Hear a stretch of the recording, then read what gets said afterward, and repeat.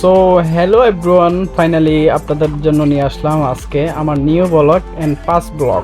আজকে আপনাদেরকে দেখাবো আমাদের বান্দরবন শৈলপ্রপাত। তো চলেন দেখা যাক শৈলপ্রপাতের কি অবস্থা। তো গাইস, আজকে আসলাম শৈলপ্রপাত। দেখেন শৈলপ্রপাতে একটু পানি নাই, এখানে একটু বৃষ্টি দিলে পানি হয়।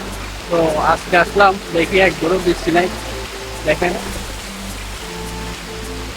পানিই নেই, একদম খালি খালি।